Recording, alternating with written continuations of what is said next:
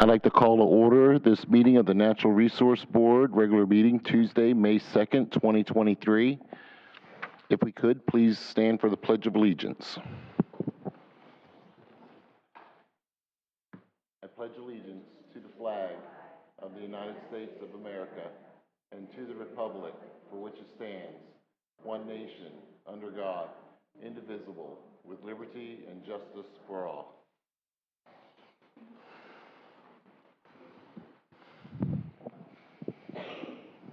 Thank you for everyone coming. Can we have roll call, please? Yes. Dr. Mosblack? Here. Dr. Carrier? Here. Ms. Callahan? Present. Mr. Stadelman? Present. Ms. Billman? Here. And Ms. Hegarty? Here. Thank you. Thank you for that. Can we get a motion for approval of the minutes from the April 4th, 2023 meeting? So moved. Can we get a second? Second. Voice of aye for approval? Aye. Aye. Minutes approved. Move on to item 5, announcements. And we have the Earth Day Poster Contest Awards. Yay! I think we're waiting on one. We have the winners, the information, but we are waiting on Donna. So maybe we can just go on to the next item. And is she coming? Do we know? Normally she would be here, and we do have the winners' names and everything. If worst comes to worst, we'll do it. But normally she's always here, and she would say something different if she wouldn't be. What's that?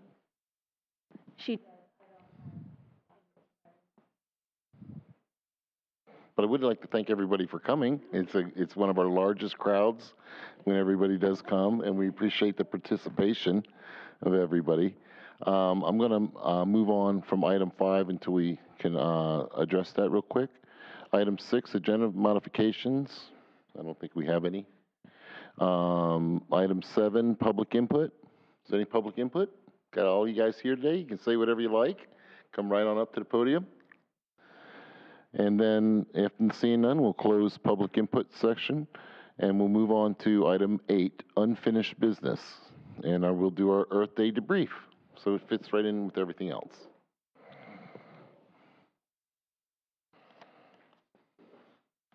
All right. And just to state this before we get going, I just want to make sure that we don't hold anybody up I don't think your for too long. So microphone's if we working. need to, sorry? I don't think your microphone's working properly. Can you hear me?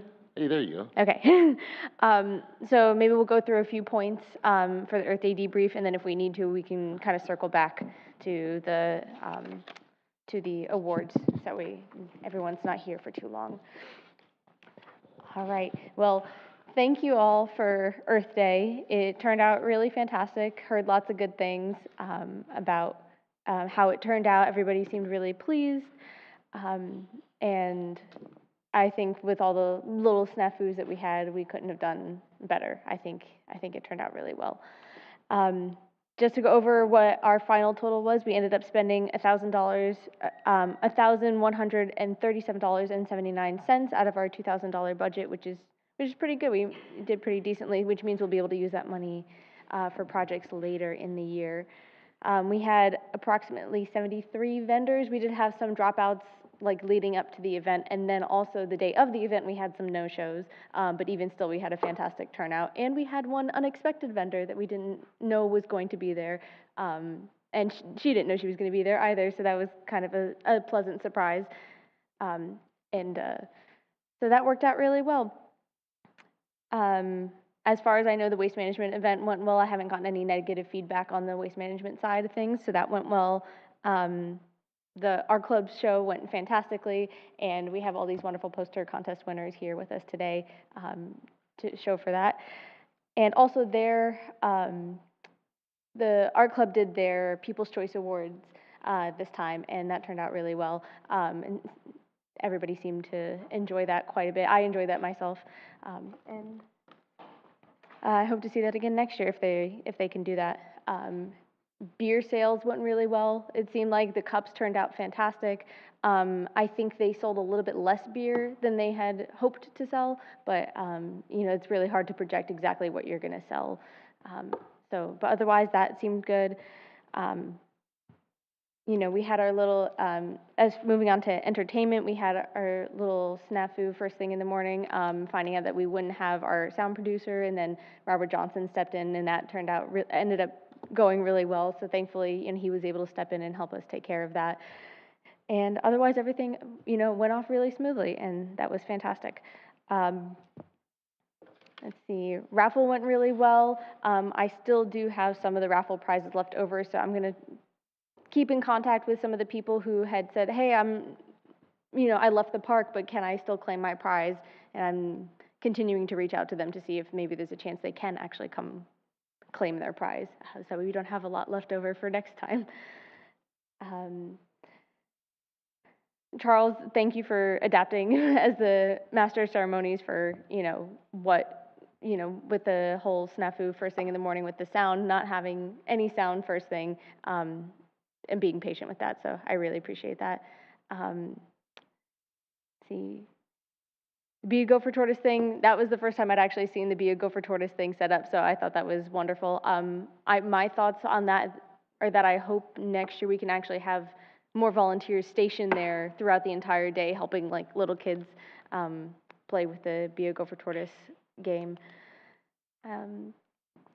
Scavenger hunt, I believe, went well, except I think I still have one of the prizes, and it was never given out. So my intention was to contact whoever the prize was intended for, and then see if they can actually come get it. And if not, I kept the jar of the slips, so I'll just pull another one out of the jar, and whoever it is, I'll offer it to them next. And let's see, vendor activity seemed like they went pretty well. I haven't heard anything negative about that, so that went well. I was a little disappointed with how many people didn't use the little activity directories, but maybe I just printed too many copies of that. But I don't know if maybe there's a better way to do that next year, if you guys have any ideas to get people interested in the kids' activities so people can actually see, and also maybe promote the kids' activities more through our advertising, so that way people understand that, hey, there's stuff for little kids, so it's actually a very family-friendly event, and that people actually come to partake in them. So, and the only, I guess one, not necessarily negative, but just kind of like fell flat sort of things, is that I know one of the vendors didn't have like a single kid throughout the day come stop by at their tent, and I just think it was because they didn't know, or the word didn't get out about the fact that they had a kids activity. So,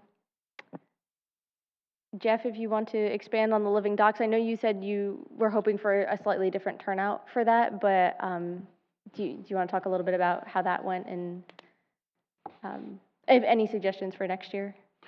Well, I think it went remarkably well, considering the turnout.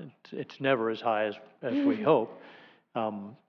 We did have a mat that had been dislodged from one of the pilings, so we were able to demonstrate the incredible amount of colonization that occurred over the course of the last year.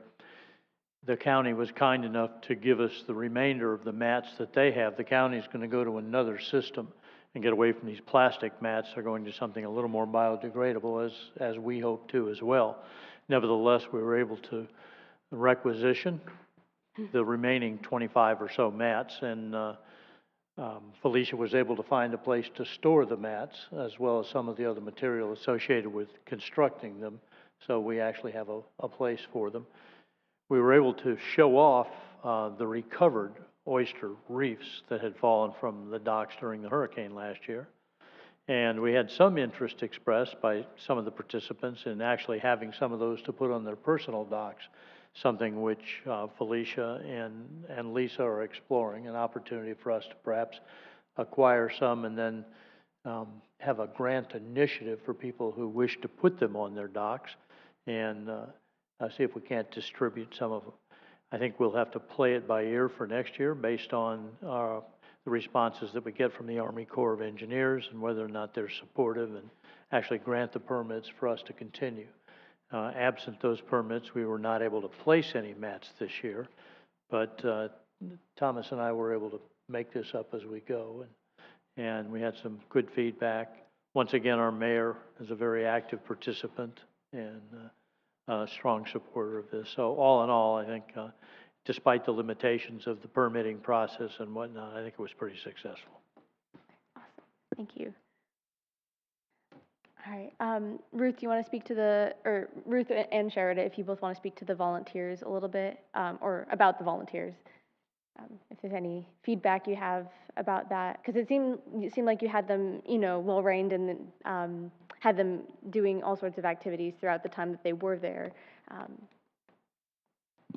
I have just a couple of comments. We had a good number of volunteers from the Boys and Girls Club as well as the charter middle school or junior high school, I guess it's called. And then a surprise, kind of last minute to me anyway, was the high school ROTC, junior ROTC program. I think that the junior ROTC program folks stayed through the whole day, and that was quite the commitment. They're a little older and can probably help out a little bit more strategically next year, now that we know that they're interested in volunteering as well. I think that one of the takeaways was I tried to schedule for blocks of time, and I think for the Boys and Girls Club, appreciate all that they did. They were enthusiastic, but I think they didn't make it through the day, and maybe blocking it off would be better for them. So. Yeah, my experience, that was the first time also, is the girls that were there as a group, was it the girls' club? The ones that you work Right. next to were the Boys and Girls Clubs. They were the adult supervisors. Right. They were very, like she said, they're very enthusiastic, and we gave them like tasks to do, and they just went off and did everything that we asked them to do. So, but they were there all day, which is amazing. So. Yeah, I like the idea of doing more time blocking next year, so that way we'll create more specific time slots, and then whoever's there during those times will assign them whatever we can. And maybe as part of the time blocking, also blocking out specific activities. I know we kind of did that this year, but I think maybe if we refine it just a little bit for next year, I think maybe it'll, work, but, we'll cross that bridge when we get to it, but at least we have that in mind for planning for next year.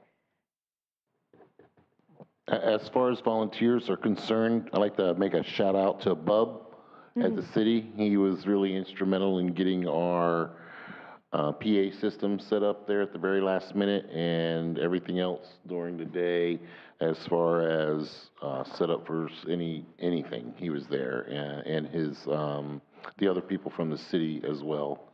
So I'd like to big shout out to them. Awesome.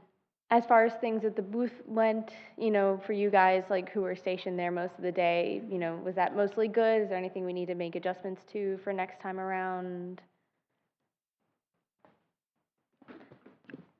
I have one recommendation. I couldn't find any recycle containers. Oh, additional recycling containers? I didn't walk the whole park looking, but it was like after, going a good distance, it's like, there's just trash things here. Mm-hmm. That was the one thing that I thought could have been a little better addressed. We had vendor comments to that. Where are the recycling things? I've just had a drink and I'd like to recycle it, but all we have are waste containers. Okay. That's I know throughout the park. Yeah, I think some of the bins in the park are, they're split where they have a recycling side and a trash side, but if they've already gotten filled up or people just weren't noticing them, maybe we have to make it more apparent where they are throughout the park, and then also possibly adding, an additional bin just to have throughout the day would probably be rather useful.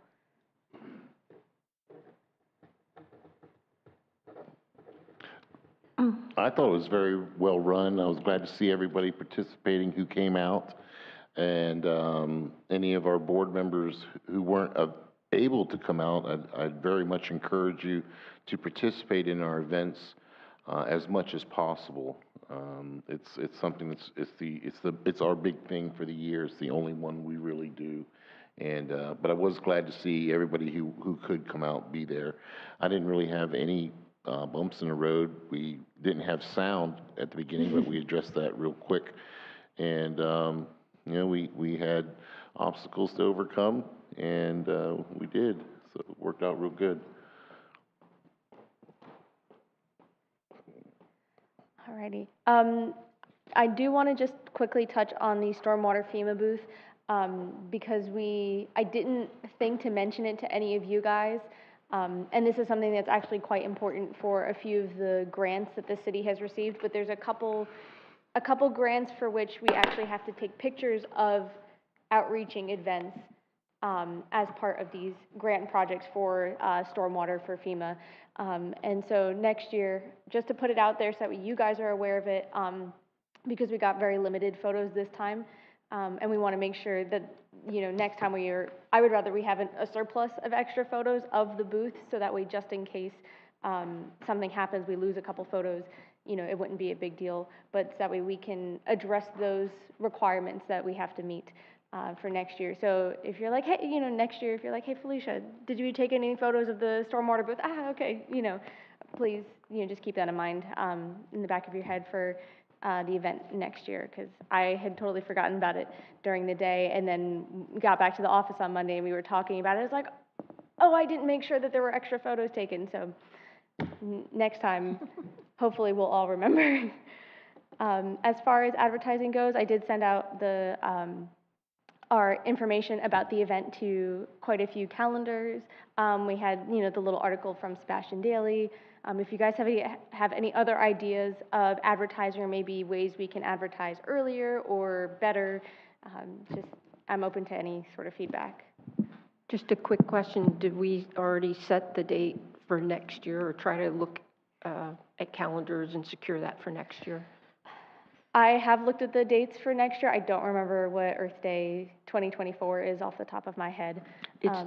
Earth Day is the 22nd. It just happened to be Yeah. our day as well. Yeah. I don't know if it's a Saturday again next year, though. No, it won't so be. it's probably, maybe, if anything, it'll be like last year it was the 23rd you guys had the event on it? Or was it the last Saturday of the month last year?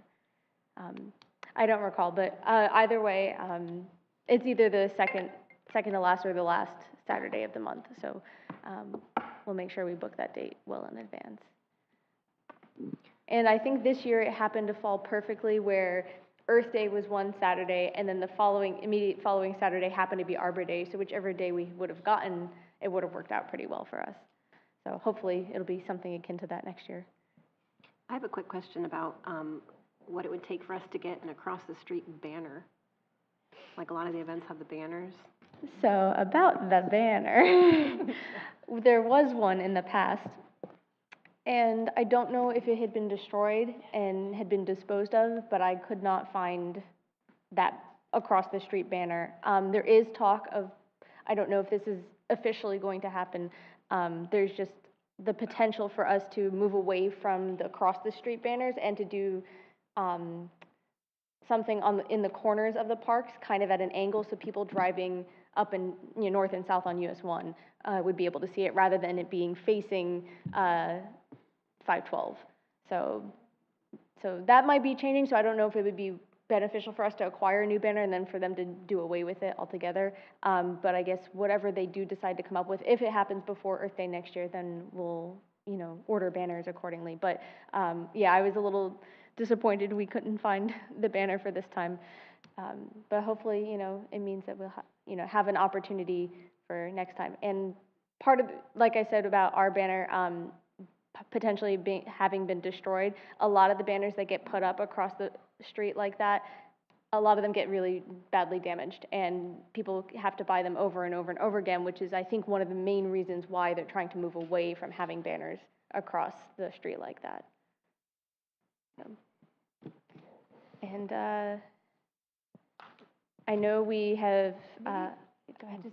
Sorry, maybe we could pause and award Yeah, the absolutely. our prizes. If that's Are we just about done with that section? Yeah, we're almost done. I mean, the one thing I was just gonna open it up to you guys pretty much, and let's talk about any ideas that we would like to implement for next year. So we can touch on that after we do the awards. That would be easy enough to come back to. Okay, when the all right. results All right, so we'll end that for Earth Day debrief, and we'll come back to item 5. Welcome, Ms. Donna Ware. I apologize for Don't- being late. You don't have to, not at all, things happen. Let's go ahead and go with the Earth Day Poster Contest Awards, and thank everybody for their work, and let's see. Are you gonna use the microphone down there?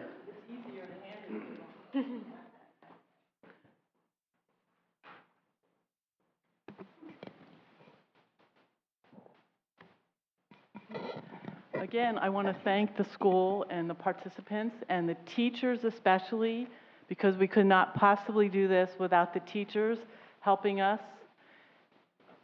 And the kids' work was absolutely gorgeous. If you haven't noticed, it's on our website. All the art has been posted along the website, on the NRB website. So you can pass that link along to all your friends and family so they can see your artwork. Okay, so I'm going to call out 6th graders. The first place winner was Salem Curtis.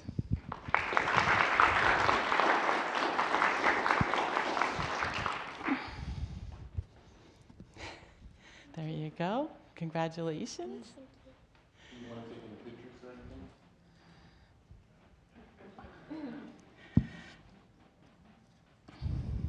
Second place for 6th grade, Lana Iofrido.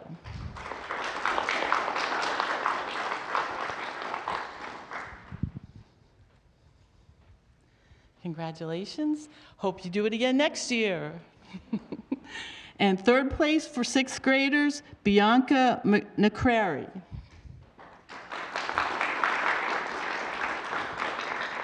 She not here? Okay. So the teacher? Okay, all right. We'll give it to the teacher.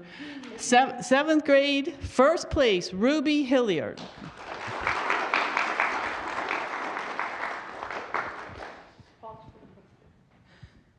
She says pause, pause. Turn around. Good, congratulations. You have another year to win some more. Second place, 7th grade, Emily Adams. Congratulations. Good luck next year, too. And 3rd grade, 7th grade, Kaylee Taylor.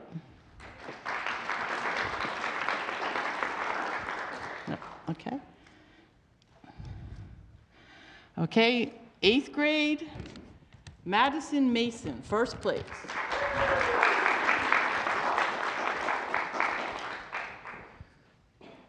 Thank you, and congratulations.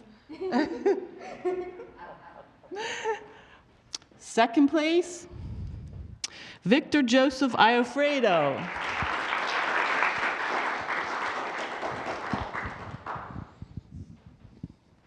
Congratulations. Good luck next year. And third place, London Jean Charles.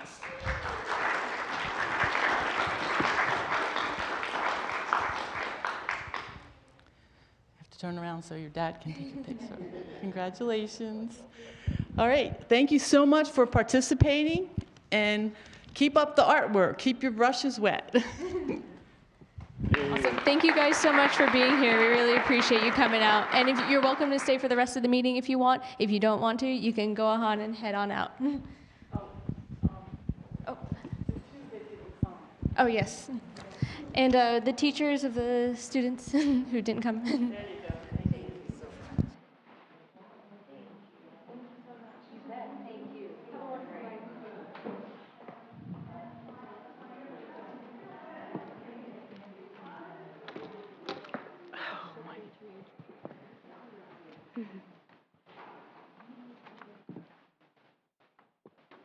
right, that was a lot of fun. Thank you, Donna, for all that. That's a lot of work throughout. Thank you. Now, I'm sure you're getting all started up for next year. Yes, we are. We'll be well prepared for next year. Thank you to the art club for doing that. It was our pleasure, totally. And also, we thank the Fine Arts and Music Committee for providing all the gift cards. Can I ask you, Donna, just so I'm aware, how did you guys choose the winners for the event? Do you just have one of your members or a couple, like a little small committee of you guys, like We did it with, deciding? we had 3 art club members, and the artwork was gorgeous, but we wanted to convey a message. So we had to combine both the artwork and the messages that they put into the posters. So that's how we chose. Awesome. Thank you, thank you. That was really great. It's nice to see such young citizens involved in our day-to-day work at the City of Sebastian, whether it's environmental or anything. Is there any other comments on item 5, Earth Day Poster Contest Awards? Okay, we look forward to next year's contest. We'll circle back around to item 8 for the Earth Day debrief, and we'll finish up with that. Okay, awesome.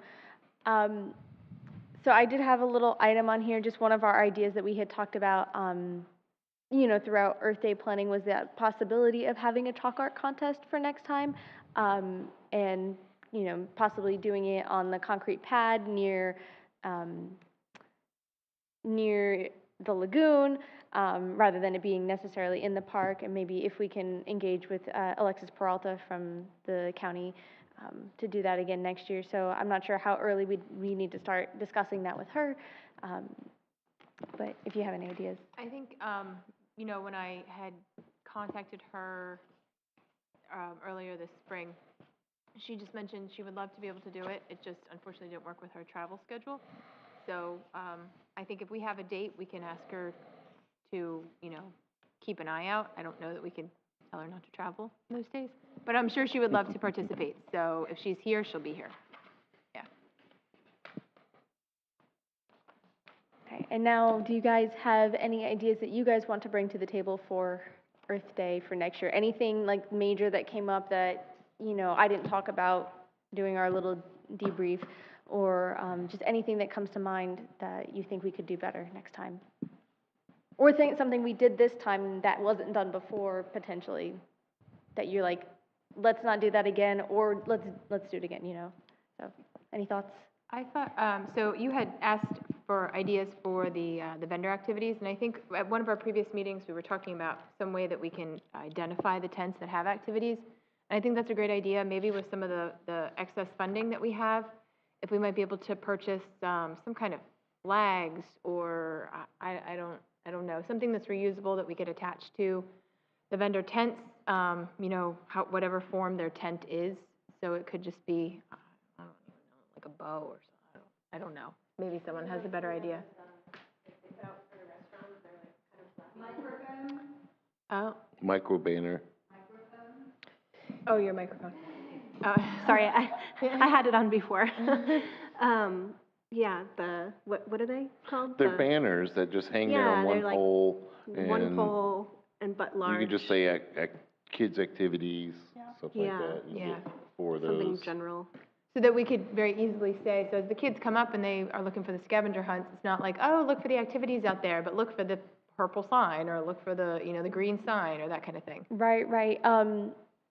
I think that's something we could probably do fairly easily. We do have, I think you guys saw at the Earth Day event, we had leftover signs from previous years that had activities pre-written on them. So there was, I think, one of them that wasn't the Gopher Tortoise one. It was like a flower planting activity that one of our vendors happened to have that activity. So I offered them the sign, like, do you want this in front of your booth? So that worked out, but that was the only one that we had like a sign I could designate to them. The other ones all said something that wasn't related to what our other vendors were doing.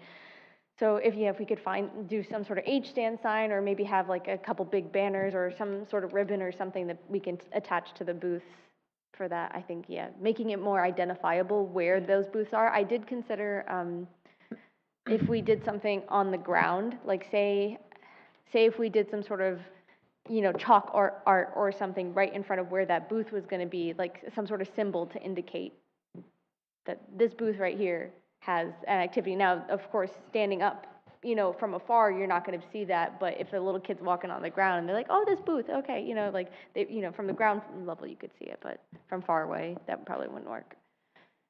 I think that would work. I think something, in addition to that, we could even have like the volunteers write that out on the chalk beforehand. I think having something visible up high would be good too. Yeah. And I just wanted to make one other mention. I thought one of the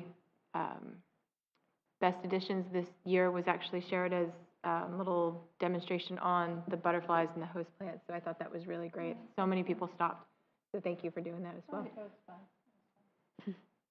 Awesome. Yeah, I thought that was lovely, and yeah, if it brought more people to the booth throughout the day, then that's an added bonus. So that's fantastic, and maybe we can incorporate that into our theme or something for, if not next year, then next year after that or whatever. But yeah, I thought that was wonderful. I enjoyed them myself, so I was like, oh, look at how wonderful they are. So yeah, any other ideas? Oh, Jeff. Yeah, I hate to comment on gopher tortoises. It seems to be the bane of my existence, but I wasn't particularly happy with the placement of the burrow. Its attendance was the worst I've seen since we've been setting this up.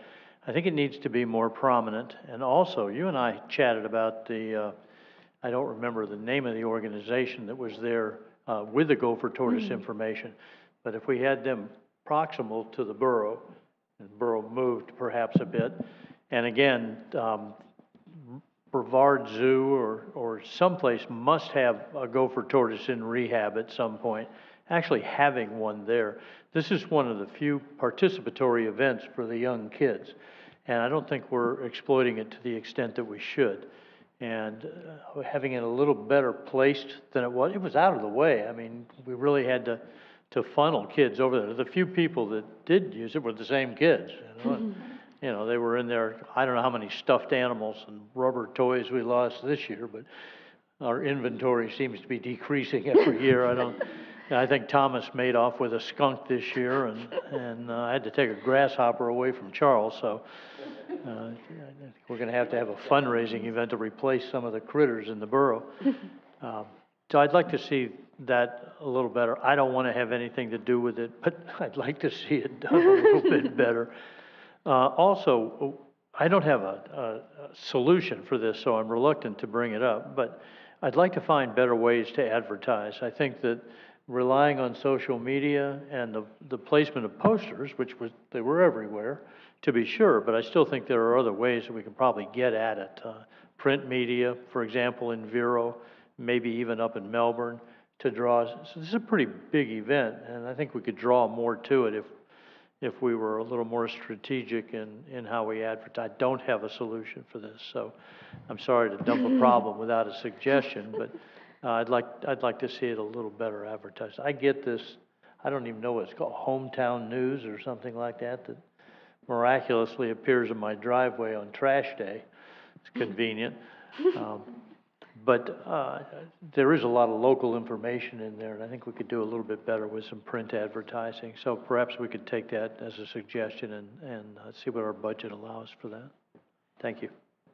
I can give a little feedback on pricing, because we advertise our shows in the park through Hometown News occasionally, through Sebastian Daily occasionally, and through Vero Flash, okay? And it's between $150 and $200 to put something in their advertising for that week, or maybe even 2 weeks, depending on which outlet you pick. But you can budget that in. I mean, it's a lot of money, but it does, especially the ones that are free, because people aren't really buying newspapers anymore. So it's not worth it to put in the newspaper, in the regular newspaper you got to buy. Well, I think there'd be an advantage to it. We have 860 $62 left over from this year. So it just sits there. We'll use it for something else to be sure. You know, we never run a surplus at the end of the year. But a little more, I'd like to see something that entices more volunteers to some of the activities we had. Jack the attendance up a little bit. And I know you put things in backpacks at the schools. That was one of the things that I thought maybe we needed a person to deliver it or something to the schools that would reach out to whoever sends it home to them. Maybe one of us could go in and make an announcement at the schools, because I'm sure they still do announcements in the morning. I don't know, Nikki. I mean, I think they do. I don't know if they bring in outside organizations. I mean, the kids will bring home flyers occasionally for camps and events and that kind of stuff. I know Kim had always talked about putting in the virtual backpack. I honestly don't even know what that is. That's what we did this time, was the virtual backpack. Yeah, I don't know. But I think sending home flyers, I think, is more beneficial, so we can get papers home, even if it's just like a quarter sheet. That's probably more beneficial. I don't know if radio would be worthwhile. I hear occasionally, like, the Indian River Solid Waste Department and their recycling advertisements on some of the stations, so. I bet NPR would do it for free for us, too. Yeah, like a community calendar type thing, or even like, I think, what is it, like 93.7, I think, was local. I think. Yeah, I've and I heard think recycling stuff on 104.5 FM is local as well. I think they're Indian River County, so we could also reach out to them, see if maybe they'd be willing to do it. I just wanted to ask, like in the little weekly, hometown news, they always seem to have like stories on, just the little girl on the motorcycle or whatever. But can't they do something as a story before it happens, as opposed to after it's happened? You know what I mean? Can you elaborate what you mean a little bit? Well, like, for example, if we had like photos of them down at the river with the oyster mats as a story leading up to Earth Day next year. There'd be a story with them with the oyster mats or the gopher tortoise exhibit, something like that, where, there would be a little story about it in prelude to Earth Day actually happening.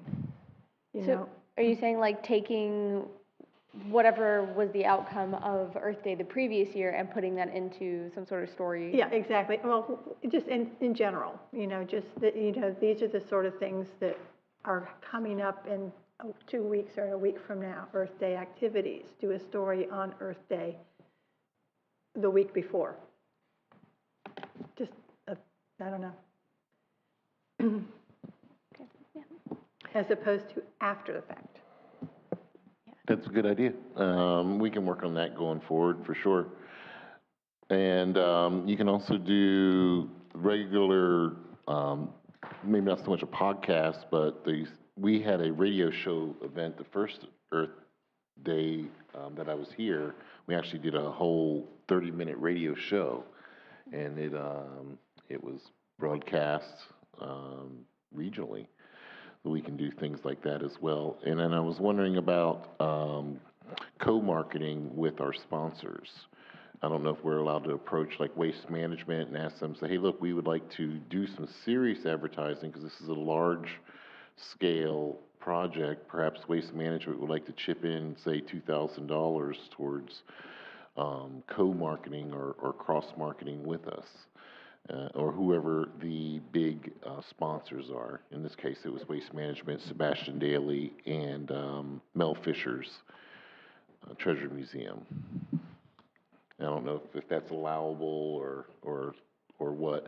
We also have local marketing companies that do SEO, search engine optimization, and SEM marketing, as well as online, regular, real marketers. We may want to think about getting a small-time regular marketer, regular company that does it, that's local, either here in Sebastian or even Vero Beach, because it's still within the county, and engaging professional services for marketing that's within the budget, and maybe perhaps they would also donate in-kind services if possible, something like that. I had some comments. One being, I thought attendance was a little less this year. I thought we were competing with some other events that I heard going on from friends who didn't go. They had a Halo run in the morning, other events in other locations. So for our date next year, which I was sort of asking, have you committed to, I remember Kim saying that she went and tried to understand what other competing events might go on before she chose the date, if they've published it. So the one thing in my past that I thought helped was to have a theme. I thought in our one of the first years I was here, we did a Sustainable Sebastian, and we kept promoting that and having a draw to learn about that. But I mean, even if we go with some portion of Sustainable Sebastian plan in what we bring out, and we can talk about, friendly lawns, and bring, your butterfly display, or start connecting some things that we can also promote as you do a lead story. So just, I don't know what we might pick as a theme, and I'm just saying sometimes having a theme throughout can help connect and draw, if you're able to come up with that. Other comments that I have, was wondering, I don't think that we handed out all the materials or all of the packets that were made. So as a, if we have an idea how many that is, we can kind of, like I remember handing out everything that we ever did before for seed packets in prior events.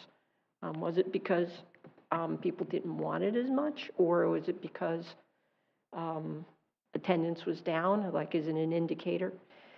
But I thought that it might help us to prepare for next year if we're giving something out, just to kind of have a quantity, if you're able to come up with that. Can you rephrase your question just a little bit? Sorry. Yeah, relative to everything that we prepared for our natural resource booth for this event, whether it's seed packets or brochures or whatever, I know there's remains. So do you have an idea how much percentage-wise remains? Honestly, I haven't taken a look to see exactly how much remains.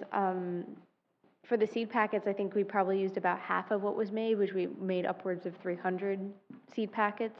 So we probably have upwards of 150 packets left over. The scavenger hunt sheets, I think I only printed like 150, and we still had a large chunk of the scavenger hunt slips left over. We still have most of the raffle tickets left over. Trying to think of what other materials we would have had large quantities of. The little activity directory slips that I made, we still had a good bit of those left over as well. Trying to think of what else. So yeah, there was a lot left over that I wasn't I kind of half expected with the scavenger hunt to have leftover stuff, because there were a lot of them left over from last time. So it's possible that that's just a continual overshoot for that. The others, I am not quite so sure. There was like packs of multiple brochures together. Not very many. Is that what you guys had done previously? It was like one of everything, basically. It would be what the... If we go back years, we had put together a hand...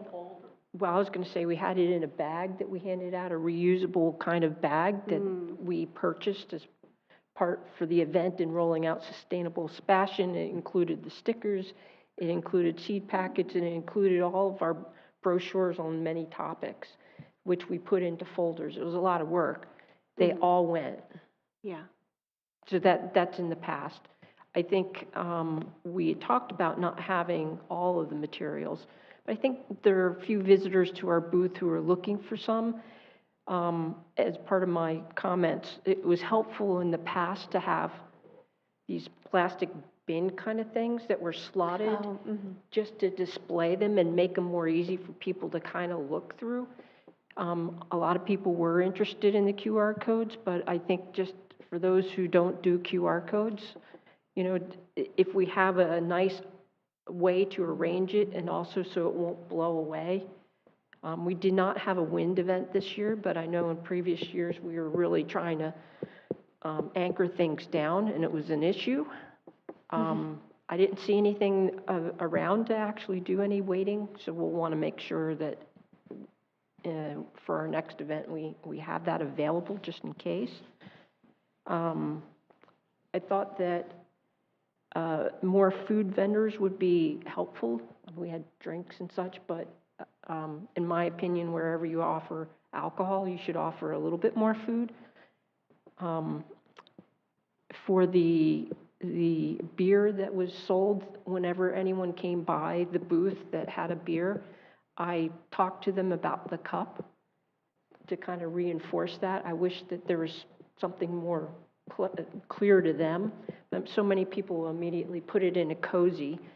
And so I feel good that it was in a cozy and not blowing around or anything. But if we do this again, it would be really cool to just say, you know, compostable.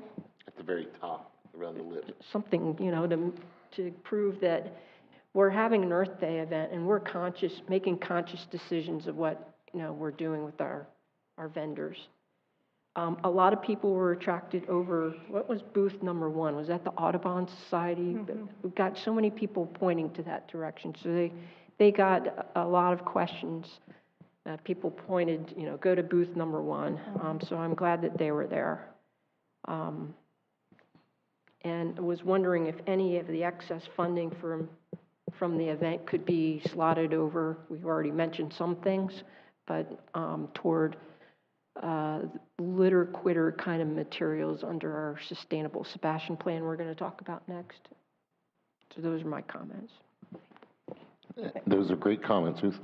Yeah, Ms. Billman? hold I on a just second. want to kind of digress a moment. What you said about having like a theme, I think is a good idea. And something that I thought about would be more with our wildlife awareness and to be supporters of my personals are like the gopher tortoises and the sandhill cranes. And I thought it would be kind of cool to have them as, well, just all the habitat loss that's happening right now, and everyone is aware that it's going on and that animals are being displaced. And I think that the sandhills and the gopher tortoises are real favorites because they're there and people see them and they stop and, you know, help them off the road and everything. So I think it'd be kind of a cool thing to do, to have like a bumper sticker or a decal that says, I break for sandhills, or I break for tortoises, or something like that.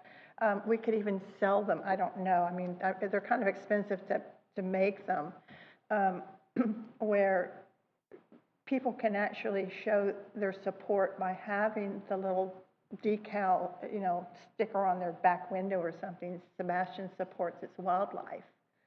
And, you know, not just, I mean, there's so much that happens because of habitat loss.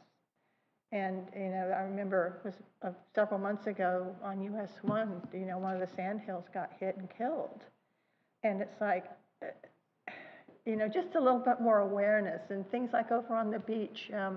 A lot of people that are new to the area, they don't realize that this tortoise doesn't belong in the ocean.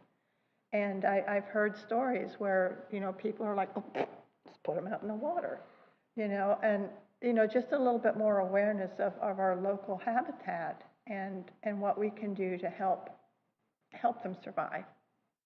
And that's just a suggestion, but I think, you know, we could have T-shirts or something like, you know, just something that people could actually support and get behind. Thank you for those comments, Ms. Billman. Any additional comments for Earth Day debrief? I had just, So hold on one second. sorry, I had a last minute about our actual booth is if we could have a way to display our prizes, our raffle prizes next year. That would be nice. I did kind of try to set them up, but I'm sure we could come up with something better than what I did. And also, I know that you already know this, Felicia, but I felt like our third-party input on the entertainment really didn't serve us very well, and maybe next year we'll be a little bit more confident to do it on our own, just because that did end up being kind of a problem, especially at the end, so that's all. Thank you for that. Yes. Mr. Carrier. Yeah, just one more comment dovetailing on some of the other remarks. I think that one of the reasons why we didn't draw people to our table, and if we did, they didn't stay, was that they're very visually oriented, and there's nothing enticing about QR codes, nothing at all. Butterflies and caterpillars got them there.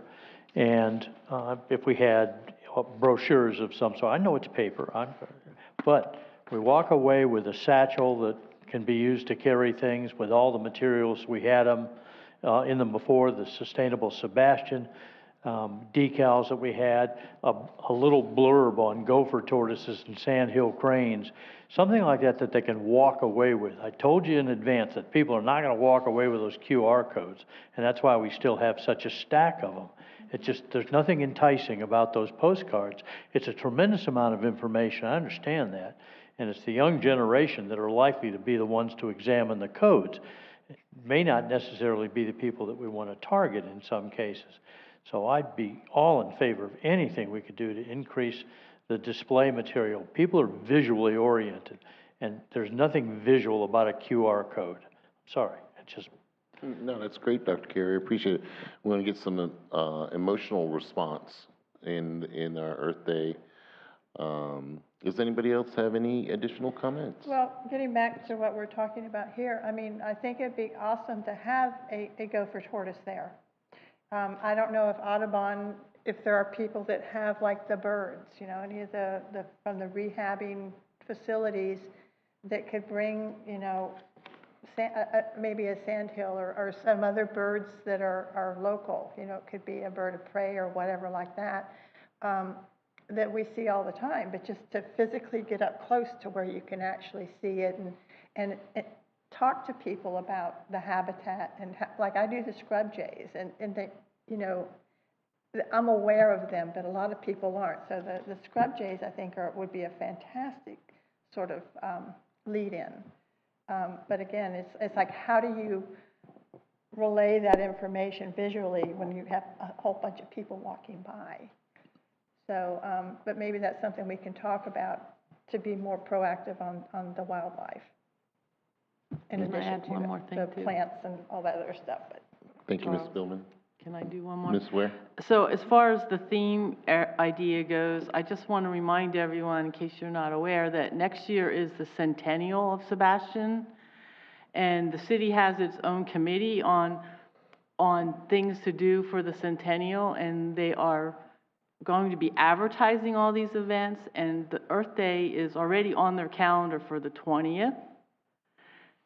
And I don't know whether they've told you or not, but they're sending out information looking for sponsors for the whole year because they're going to have a big shindig.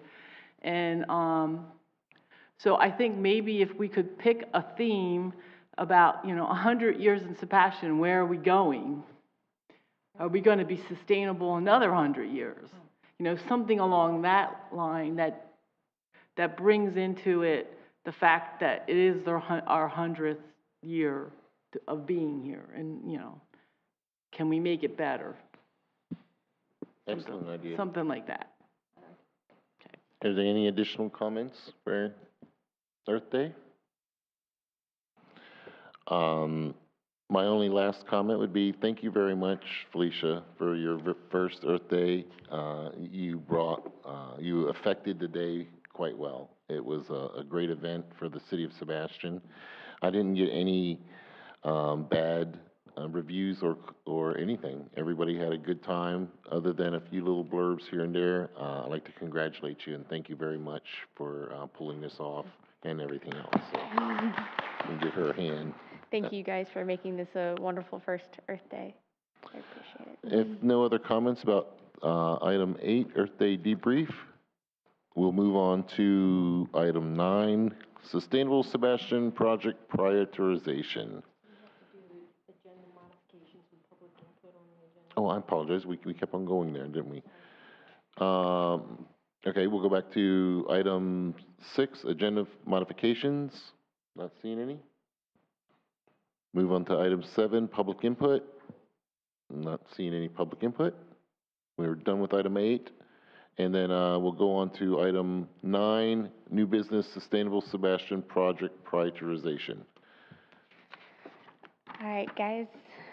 So in the packet, I included for you the full 5-year implementation plan, and I also have a large copy for you on the dais for each of you. And then also in the packet were the snippets from the PowerPoint presentation that I gave you guys back in January, I believe that was that presentation. So these are just a few of the slides that outlined the main ideas for the goals that Lisa and I had come up with going forward. Just to kind of recap what our main ideas were. One of our goals is to make City Hall itself and city operations generally more sustainable, starting here at home in this very building. If there's anything that we can do to make our own practices here more sustainable, and then therefore lead by example, because we're very much invested in the idea of litter quitter and reducing plastic waste, or reducing waste in general. But there are still some practices here that can be improved in that regard. So that's one of our big ideas, if there's ways that we can convert our practices, moving away from single-use plastics in our cafeteria areas and moving away from disposable soap bottles constantly in the bathrooms and things like that, that'll help improve our own operations here at the city. Also focusing more on native landscaping, improving native landscaping throughout the parks, and then potentially moving outwards from there. Improving our tree protection and landscaping ordinances. That is a big one. I've already had touched with Thomas about, we had spoken about this topic, and he took a look at our code and had some ideas of his own about what might need to be changed. And I know you guys had done some review on the landscaping codes and ordinances in the past. So and ever since I started, that's something that Lisa and I have talked about, like we need to change our tree protection codes. We need to change our tree protection codes. So that's something that we'd really like to focus on. And then last but not least, focusing on green infrastructure and LID, which also kind of ties into the native landscaping idea. As far as things like the Tulip Pond project, that's one of those middle areas where that covers the native landscaping, because we're going to implement more native plant species into the Tulip Pond project. But then also it is kind of a low impact development project, because what was once a piece of land, they converted into a pond, and now we're trying to make that pond more functional in terms of the natural local environment. And then green infrastructure, since I was an intern, began the green infrastructure project, working towards creating a green infrastructure plan, which the idea is taking a stock and inventory of all of our city-owned properties that aren't being utilized for anything at this point in time, assessing them for what they've got, what's going on that property, and then see which ones have the potential to be converted to something different, and which ones we want to retain and conserve and protect, for the future of Sebastian. So those are the major ideas that we'd like to focus on. May I ask a question? Oh, yes. Who's we? Lisa and I, sorry. She and I have talked about that these are some of the goals that we have in mind. Now, these are ideas that come from the Sustainable Sebastian Implementation Plan as it's outlined. There are just a few things that we'd have to adjust and look into, and especially when we're going to discuss what your interests are moving forward, is budget concerns. If there's anything, we have to take into account, if it's going to cost us money, feasibility, if there's partners that we have to work with on whatever those projects are. Like I know Litter Quitter is a project that we'd partner with Curb on. Getting in contact with Curb, might pose a problem for that if for some reason, that presents a barrier to us. But hopefully we can make contact with them and, get that project off the ground unless there's another iteration of that or something akin to that we can partake in. But So may I interject or open dialogue to say, I know that you and Lisa came forward with this, and it's based on all the initiatives that this group came up with.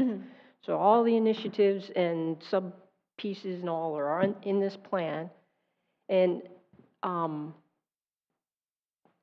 is there are you open to saying what we want to make the plan for 2024, or are you saying this is what you two want, and so that's what we're going to be focusing in on 2024? I want to say that I think what it would end up being is some sort of compromise between what you want and what we want, because there are likely some things that we feel we need to do here at the city, and if you guys feel that there are other things or more of a priority, then we can discuss that and figure out, okay, well where do we as Lisa says, where do we have a meeting of the minds, and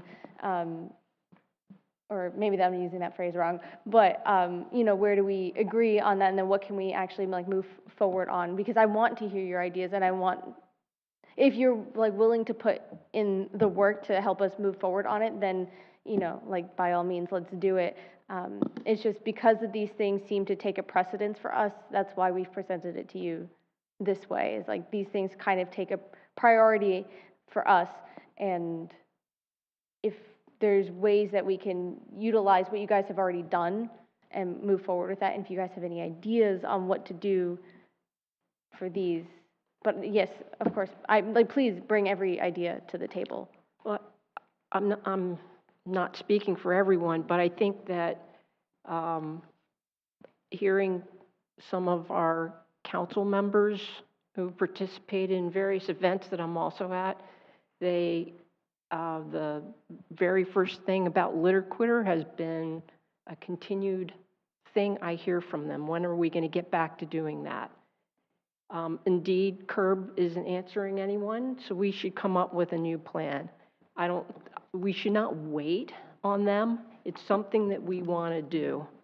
So I still think that that's an item to move forward with. I hear that we want to take advantage of the things that you all have spent time thinking about and saying this is what, internal to the city of Sebastian, that you can make and affect some change.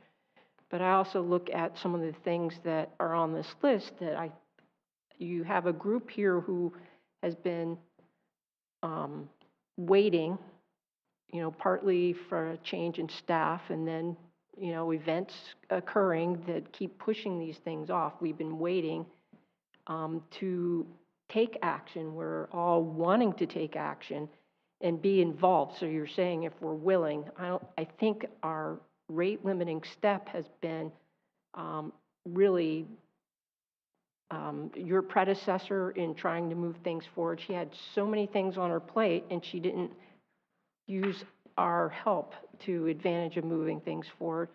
And I don't want you to be stuck in the same place. We can set additional time aside and meet. We're willing to do these things. We just need someone in the city to say, yes, this is okay, let's do this, and be there for us too. Mm-hmm. Yeah, and I really, sorry, real quick, Sharda, before you go, I kind of got the sense, since I've been working with you guys, that you've all been waiting for something to happen, waiting for the permission to go forth and prosper, and I want to be able to take us to that place, that we are getting stuff done and building off of what, Kim and you guys set up, you started this in 2019 was when the resolution was developed. So, this is one of my big goals. Like, this is like the passion part of my job. And so I'm here with you, and I hear you loud and clear.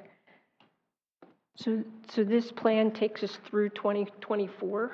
That's the end of the you said it on the first slide. So if that's the idea, we're done, but we're not done. We're done our 5 year, this was a 5-year thing. Yeah, And that may certainly the have to pandemic, be adjusted. Yeah. the pandemic happened, and I'm not trying, if you sense anything, really, it's just the delay and frustration and wanting to do more, really. So it's not directed at anyone. No, your sense of urgency is what you're trying to say, is very well appreciated. And it's not reflected toward any individual or anything like that, but I actually marked some things up on our plan and actually wanted to talk through that and not necessarily your list. So how should we move forward for this agenda item? Hold on a second. Before we answer that, are there any additional questions for that right there? And then we're going to go through, there's only 6 items here we can go through real quick. And on our Sustainable Sebastian plan, there's a bunch of things on the side, but we can answer a lot of this. Your question? Yeah, I was just a little, I guess I need some clarification with the 5-year plan. I mean, some of the topics on here are very broad-based, and they're not, to me, very specific in what we're going to be doing as a board to accomplish these goals. But one of the reasons that I wanted to be on this board is because there are things that I really feel kind of passionate about that I don't know how they fit into the 5-year plan, or if other board members have things that they would like to kind of like direct their energies into getting these things done, and how those things relate to the 5-year plan. And to me, it's not really clear the things that I'm kind of wanting to do as a board member for the community, how they kind of feed into this 5-year plan. And so I don't know if that's something that somebody could help clarify it, or if other board members have things that they would like to see, what they want to do fits into this plan, and what we can do to kind of just say, like, this is the bullets. These are the things that we want to accomplish. And you've got so many different topics on here, but it's like, well, does that really help what I'm trying to do? And I'm not really sure does that make sense? But I mean. No, that makes perfect sense. I hear you. That's something I've looked into when I first got the job, and trying to understand what I was getting my hands onto, because I didn't know anything about the Sustainable Sebastian Action Plan before I started working with Kim, and before I really took on the role. So I think when it comes to the six major goals, that's written into the resolution. So that's kind of like set in stone by City Council. Everything, like if you're looking at the physical plan, those 6 goals are in the resolution. Everything beyond that is subsections of ideas that's not set in stone, that can be in flux, that we can alter and play with that as we need to. If there's something on here that really doesn't fit in with Sustainable Sebastian, at least at this point in time, if we want to circle back to it at a later date, that's definitely a possibility. If there's something we want to layer in here, that's also definitely a possibility. And I think because we have, very supportive City Council members, I think if we bring anything new to the table, that I think they, as long as it's within reason, I think they'd be willing to back us on that. So just to kind of get back to that, so then all this is stuff that has been approved by the City Council, is that correct? So not all the sub goals, like the big major goals. So if it's, if you look at the left-hand side of the page, those 3 goals on the first side, and then the 3 goals on the back side, that's what City Council is aware of and knows. They don't know all the nitty-gritty little details. I mean, they're more than welcome to have this, if they want information on it. And also, there may be projects where we need to present this to them at some point in time. But all the minutia is not really like in their scope of view at the moment, so, does that answer your question?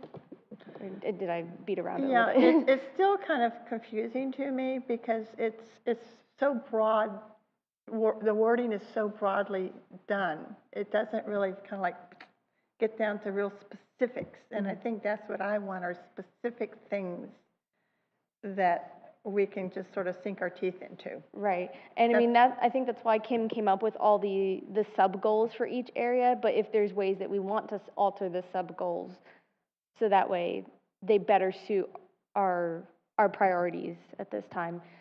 So whatever we end up discussing, you know, and this isn't gonna be our only meeting discussing it, we'll definitely, you know, keep touching on this and maybe amending this throughout the year and the coming years. So, I mean, if you read into each goal and then each little like task idea that she had underneath each thing, the idea is to get us closer and closer and closer as the further narrow you go in these columns. Now, I think there are some things that even still need more refining beyond that. You know, some things might be even still a little broad, but it just really depends on what the item in particular is. I'll try to help out in just saying, when City Council passed the resolution, they needed some broad goals. We cannot be so specific as to name every activity for them to get it passed in the resolution. Then when we had that, they helped us to say what you want to do is to come up with a plan. And so it was the members at the time who kind of came up with and listed the activities, how we thought in the next 5 years, what are the things we thought we could do with that committee who's making those decisions. And what you see in front of you is that. We've obviously changed who are members since this went through in 2019.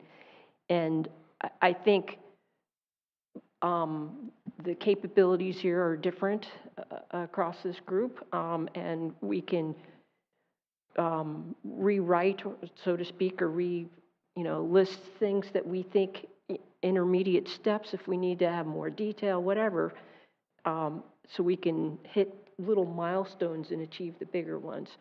So it's really I'm not saying this is a fluid document, but it's not prescriptive so much to tell us every single thing that we could do so that we could start working toward these bigger resolutions over 5 years.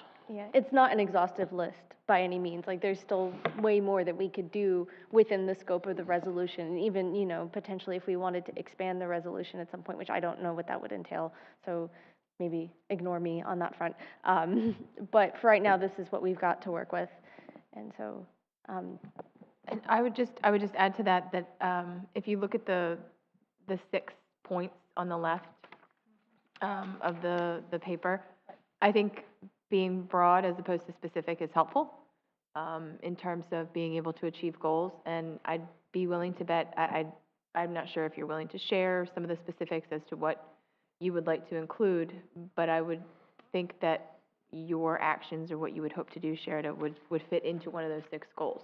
So it may not be listed here already. That's because you weren't on the board when we passed it. And so I think that you would add to this list, and it would improve it. Well, then, having said that, that makes total sense. So then I guess my question is, if there are things that, as a board, if you have specific things that you feel passionate about, that you would like for the board and the city to kind of pursue, like I have things that I would like to pursue, if everyone had something that they wanted to bring to the table, where we had kind of a list of what we physically want to accomplish to fit into these categories. Does that make sense? Well, one of the things I got to remind you of, it's not what we want to accomplish per se, but that we are representative of the city, and really we're actually representative of the city council. Okay. And what we do is we'll move forward on almost what they want to see done, and they should bring stuff like this up to us. What we did in the past was we became point people. Mm-hmm. Like, I'm the point person for Litter Quitter, but we kind of put that on hold because we just didn't receive the proper training and things like that. Where now I'm going to request that I just move forward on it. I can get the training that I can. You'll find what you want to do within the Sustainable Sebastian scope and apply. Like you could be the point person for number 2 or the point person for number 3. And that's the way we were doing it. We were just kind of on stop for a long time.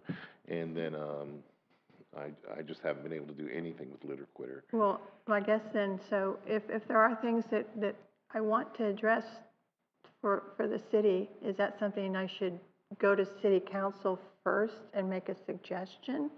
I mean, what is the protocol for saying, you know, with the code trees, you know, how they're not following the procedure where they plant the trees, or they're not planting the right trees, they're in the wrong spot, the people are ripping them out, and, you know, there's no follow-up for the codes that they've established here in the city.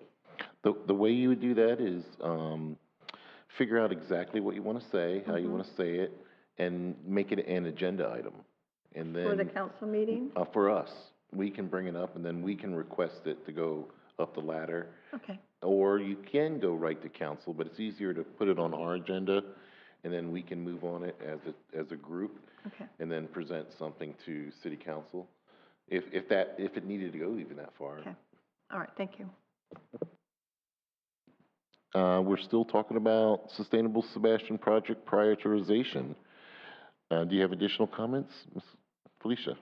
I'm interested to hear what you guys have to say, because I've kind of laid out what, like, our general ideas are. Now, of course, I don't have specifics necessarily just yet, except for like Tulip Pond project. I can be kind of specific with that, or I can be specific with like the green infrastructure stuff, but beyond that, I don't have any, you know, nitty-gritty details that I can offer you yet. So, yeah, I'd like to hear what you guys have to say about the priorities and the implementation plan as it is right now.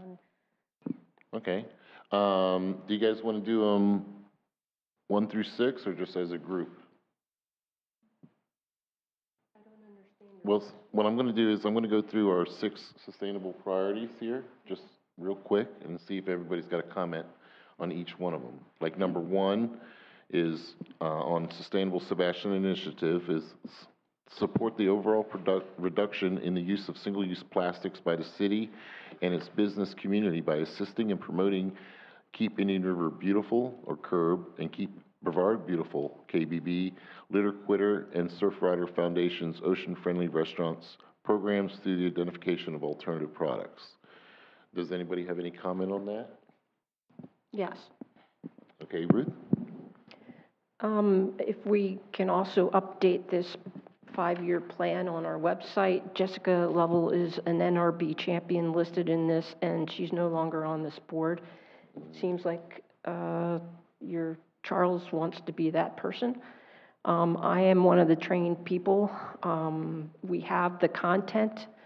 So one of the items, 1E, you know, first training held, and we have all the materials and such.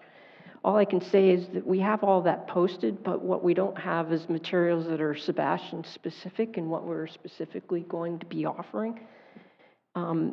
It mentions that, you know, we have a comparison sheet, that's like line 2A, that was completed, which is great. Dr. Carrier has a name listed next to that. I don't know if you're championing that, but all I can say is 21 is not the same as 23. Prices went up. There is a thing, you know, with COVID that, you know, the whole economy has changed. That needs to be updated. But what I do want to say about Goal 1 is I still see it as a goal that we should work through. I'd like to see that on our agenda, is to kind of rework this and how we're going to move forward with creating our own materials. We can do our own training if CURB is not around. We have the materials. At least 1 or 2 of us have done this before. It's not difficult to go through in the training. There's some things we need to set up and do in the background, and we're always just waiting for that to be done. One point, Kim said she was going to do it, and she didn't. Anyway, those are my comments. Ruth, let me make a comment to Ruth. You had already finished the training for you're a trainer on litter quitter or curb? I went through their training. Would you like to be the point person on that? Because Jessica's not training? here. Well, for this part right here, because you have a little, I'm still, That's fine. okay, you got it. Okay, so we'll make Ruth Callahan the point person for item number 1 for Sustainable Sebastian, if the rest of the board is okay with that. Yeah, I think this is something that, I mean, I know we had the whole one-by-one, the screens that were put up, because Kim went over it, and I was part of that too, listening to that part, but I think all of us need a general refresh. So even if it's just a matter of pulling up the file, I'm sure the file's there in her records, and we all go through the step-by-step process so that the newer members can at least get an idea of what pieces there are to this and whether they want to be involved in going out and knocking on doors, which is basically what we have to do as a board to get this to happen in the city, is really the members of this board have to go out and elicit and solicit participants, and we give them, I don't know, some kind of sticker, and they get little things to put on their tables that say they support Sustainable Sebastian or they support Litter Quitter, and then we have to do some kind of promotional thing so that other people, other businesses understand. So it's not just the waterfront people that get affected. So it's kind of like whisper down the lane thing, you know. So I think that would be the starting point for everybody, just to pull out the slides and have them as our next meeting or the meeting after that, that everybody, I mean, it doesn't take half an hour to get through the whole thing, right? If you put it on the agenda for next month, I'm willing to go through it and train, so And to then speak. I would still be willing to do a spokesperson or get out there knocking on doors with the rest of you or whoever else wants to go. Additional comments on that? I have a couple questions about that, and one is, who decides what is and isn't sustainable as far as like what products they're using? Is that part of the training? Well, is that going to be gone over in the training? I think that the training will go through what materials we were handed. There's now needing to be modifications to make it Sebastian specific. We need an update to be done with what is the materials today and what their costs are, so that, you know, when you go to a restaurant front, you're having that information. You know what the costs are. You can give them examples. There's examples of things we're supposed to have purchased so that we can hand to them, a little sticker to put in the window front. But we can go over the list and kind of rework this whole thing and put kind of a plan together for it. And I'm willing to kick it off next meeting if you put it on the agenda. Should I hold any further comments about the specific thing till our next week? Okay, I'll do that. I'd suggest that. I do have a couple more questions sorry. and suggestions, that's fine. No, I'll wait till next week when we delve further into this, that's fine. I wonder if we're at the point where we can't do this within the confines of a regular meeting. I wonder if we should be talking about a workshop. This is sort of a rhetorical comment. I don't know that it needs discussion, but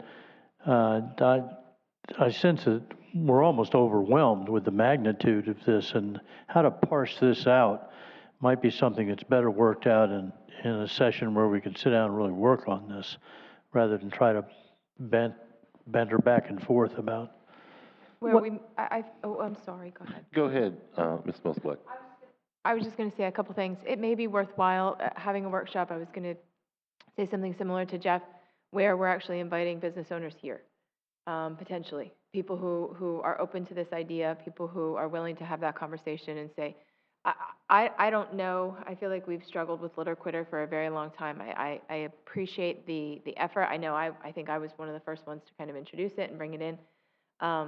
But I don't know that the collaboration with Curb has been effective.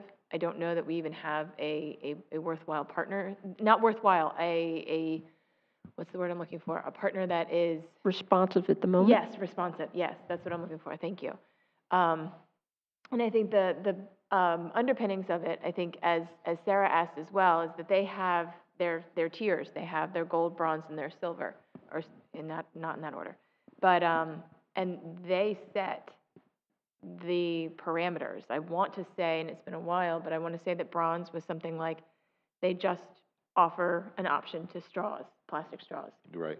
I think silver was they have netting along the water, and then they didn't offer plastic bags for to-go or something along those lines. So, you know, I don't know if this is the kind of thing where we decide, okay, here in Sebastian, for the businesses that are in our city, these are our priorities. This is bronze, this is silver, this is gold, and we just take it on. With Litter Quitter, it was very structured in the sense that you have secret shoppers and you have people go in. And we can discuss how much we need that, but I think just having the businesses aware and open to the possibilities of alternatives, I think that needs to happen, like, soon. I think we need to meet first before we bring in the businesses. And so I'm in favor of a workshop. I think if we can use the next meeting and just have the conversation, it'll refresh all the various components of the program and what it entailed and what we're missing and lacking. But I can tell you that as soon as you go to a business or invite them in, they will have immediate questions. And so we need to be prepared for those in advance of a workshop. So you want to have the next meeting and then a workshop? At our next regular monthly meeting, I'm recommending that we just go over this. I'm happy to call it a training or at least a presentation, bring it all up, and we can all discuss. Excellent. Can we hold a workshop? We've done the LID workshop during a regular meeting. Yeah, and no, that would definitely be possible. I think for us, I think as, like, to go over the Litter Quitter stuff and kind of refresh for everyone, I think that in itself would be like considered like a little mini workshop. And then we could do workshops in, you know, future meetings if we had all of our stuff together that we needed to bring to business owners, and we could invite them into an NRB meeting and host We a could use it as a workshop. recruiting opportunity, an actual real, we're going to sign some people up today for Litter Quitter. Let's move forward. We're going to do this workshop. You're going to learn everything that you need to know. Sign up here today. Thank you. Do we need to have the public invited in order to call it a workshop? Because don't we don't know how that suspend the works. meeting and then, I don't know the rules. Well, let's do our to be next honest. meeting and have Ruth get us all trained up. And at that point, we can really decide what we're going to do once we get all up to speed. How's that sound? Yeah, I think what we need to do is figure out what our next best steps are. Like, discuss the whole Litter Quitter idea, what we need to do to move forward for this particular goal. And then, you know, and then we can worry about like the nitty-gritty of how to involve. I'll look into the, like, inviting people and like how that's supposed to work as far as the meeting goes, because that'll be the first time I've ever had to deal with that, so I'm not sure how that will work, so. Does that sound good? Any other questions, comments? Okay. Any other comments from And- anybody? Sorry, I do have a comment. Because I know how invested you guys are in Litter Quitter, and doing my own research trying to understand Litter Quitter, I, you know, also looking into Surfrider because they are listed in the resolution. Not that we necessarily, like, I don't know exactly if any of you are familiar with the Surfrider's Ocean Friendly Restaurants program. I don't know if whatever we would end up doing for Litter Quitter, if we would tie that into the Ocean Friendly Restaurants program, because they're very, very similar. So if we kind of push them both forward at the same time, or at least make our businesses in town more aware of these options, because I don't know how many of them are, and this is also something, you know, maybe possibly we could talk to Surfrider about, because I know there is a local chapter of Surfrider. Brian was dealing with that. I feel like as long as we're not relying on somebody else to get things done, as long as we are the ones who are moving forward with or without them. Because just like with our other third party, with the entertainment, which became such an ordeal, that if we just make sure we're in charge, I feel like that's fine. At the beginning of all this, we had discussed, because I remember we had all these discussions on Sebastian developing its own Litter Quitter type program and its own logos and everything. And at that time, we felt that these other established programs would be streamlined process to get everybody on board. And then, of course, COVID and everything that came along with the upheaval of the Sebastian government at the time, too. We were dealing with all that. I don't know that So- I've seen, Huh? I don't know that I've personally seen any of the programs that you guys, that are listed here. The Litter Quitter, you'd have to go onto Litter Quitter's website and actually look up Keep Indian River Beautiful and look on their website. We haven't developed anything yet going forward for that particular. So that's what we're gonna start doing now. That's why we got Ruth gonna train us at the next meeting and figure it out. Is there any additional comments on number 1? One is sort of broad, and the goal 3 under that of leave no trace, we did have, last year, got the person to come and give the presentation on it. I thought it was great. And just saying that we had a couple of cleanups with people that were part of the Marine Treasure Coast Industries cleanup. Association collaborating entity. Anyway, I'm not, I'd love to see a little bit more with that as well. I just feel like we're not getting the education out. We keep going every year and doing the coastal cleanup part, and we keep bringing back hundreds of pounds of trash from the spoil islands, and the leave no trace is really key to me in that. We tried to adopt an island. We were not Yeah, we successful. did. Someone claimed it, but anyway, it's just a comment. I didn't want to see that go away either. So all of number 1, to me, it's not on your list of things, but I still like to see that I on my would list. actually like to contest that it's not on my list because goal 2 of the first goal is the promoting environmentally friendly products at City Hall, and that's part of like one of our big things is shifting how we do things here.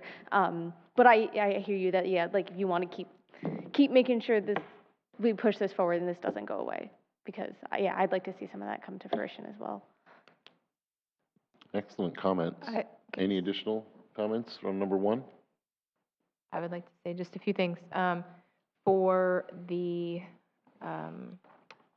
reduction of single-use plastics, I think if Ruth is bringing in something with Litter Quitter, I mean, is it worthwhile for, like, I don't mind just kind of bringing in a summary of what the Surfrider program is at this point to kind of update us as well.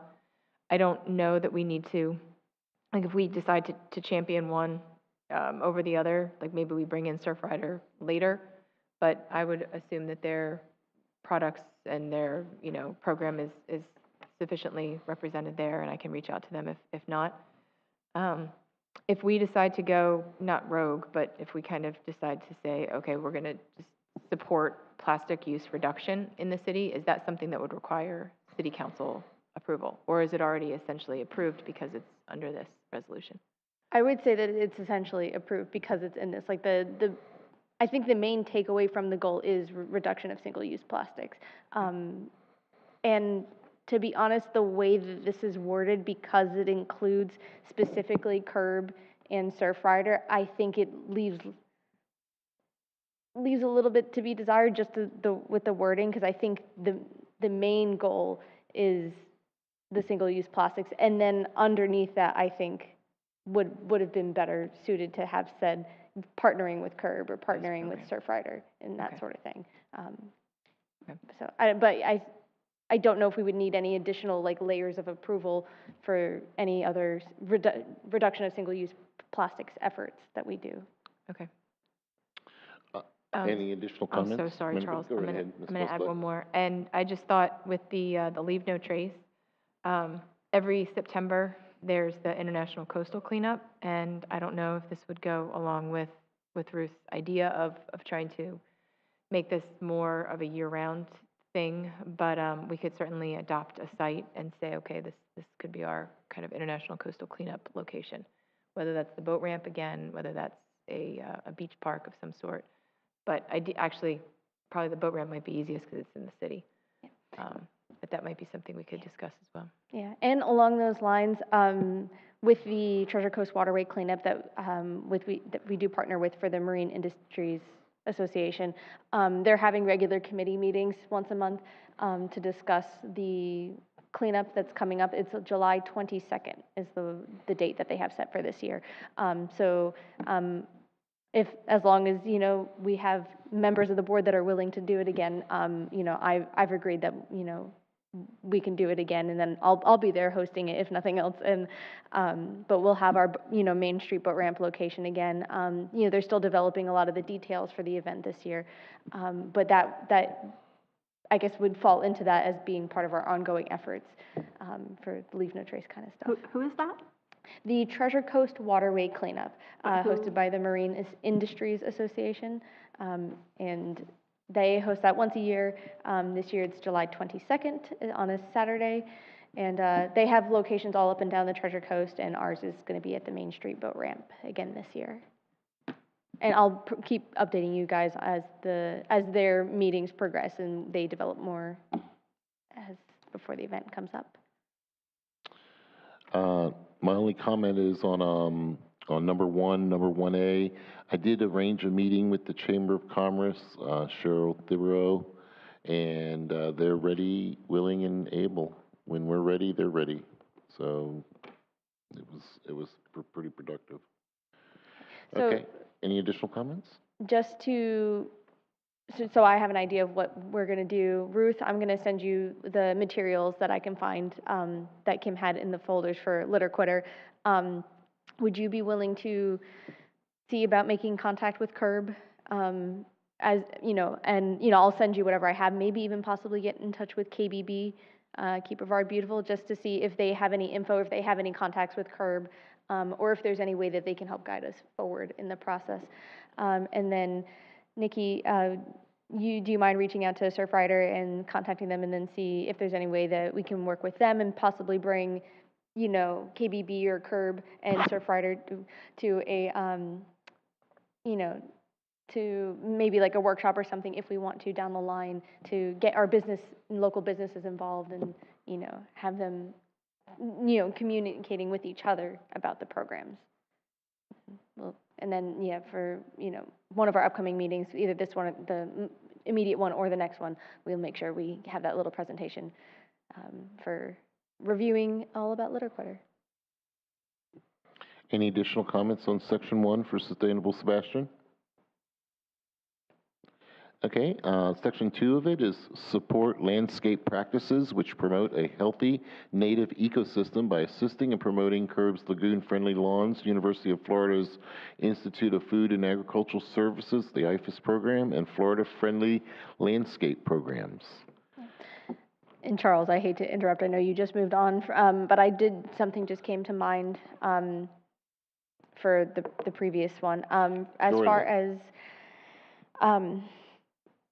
us changing our practices here at City Hall and other city facilities, we had, you know, like Jeff had created a spreadsheet of all the costs and whatnot of local, or not local, but different sustainable options. If there's anyone who'd like to, like, maybe take that on again, see if we can do an updated version of that, and I can send you like the list that Jeff had made before, as, you know, kind of an idea of like how prices have changed, and maybe we can find a way to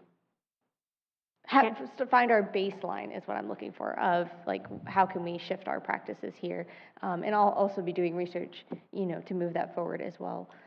One of the things that I was going to suggest later in a meeting, the meeting where we talked just about this, was that we expand the distributor options, just because I know I've been working in restaurants for 20 years, and we use more than one distributor, and often we do price comparisons distributor to distributor.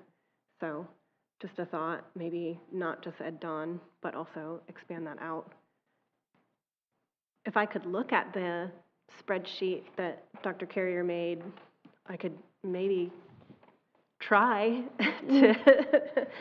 to put some more stuff together, but really I'd like to know more about the program in general before I sign myself up for anything too hefty. If Nicole can find the spreadsheet and send it to you, fine. If not, I certainly have a copy of it. And one of the things that struck me, and this is where a conversation with the chamber is going to be crucial, is that the costs are substantially different. And we want to go to litter quitter, and we want to substitute bamboo straws for plastic straws. There's a cost. Yeah. And It for, has to be enticing to, because unfortunately, people aren't going to do it just because.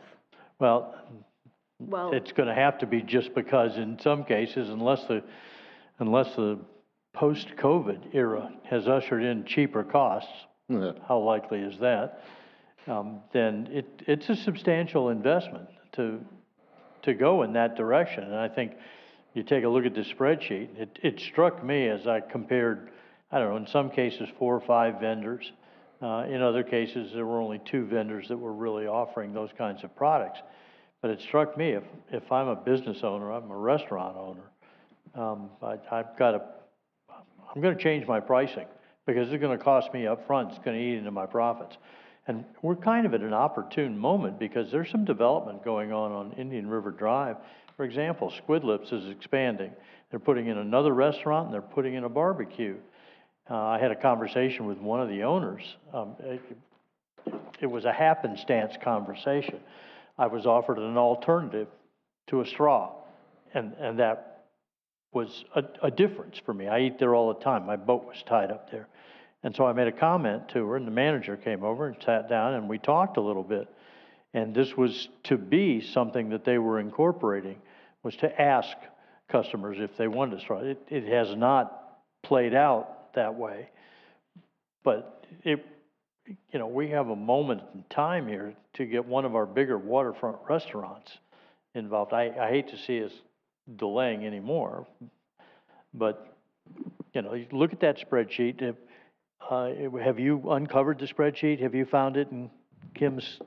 I have, yeah, I found it. I've taken a look at it. There's a lot of information in Yeah. that spreadsheet, but yeah, I'm sure some of the monetary figures are outdated. Yeah, it wasn't done while watching soap operas and eating bonbons, I can guarantee you. There's a time investment here, so.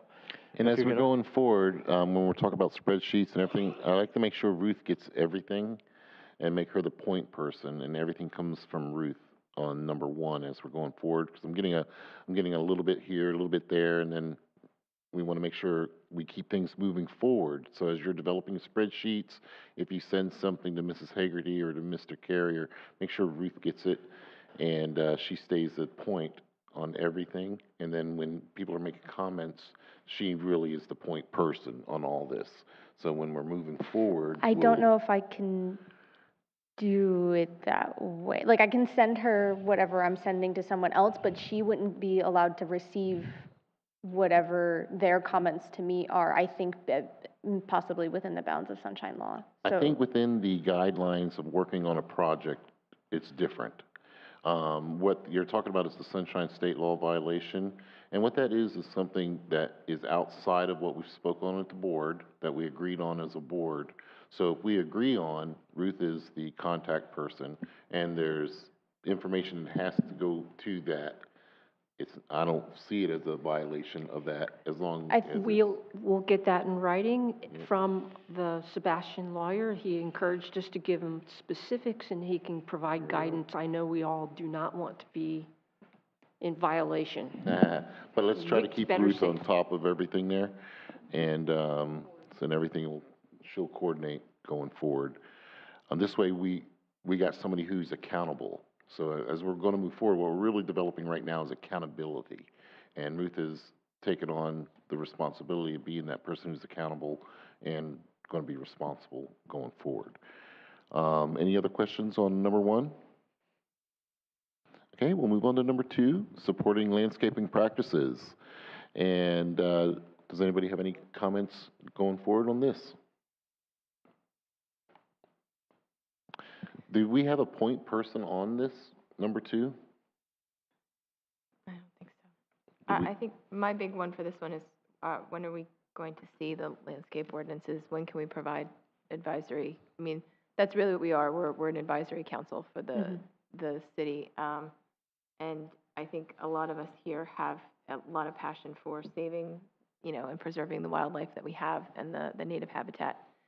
So this has been, when did I start? 2017? 6 years.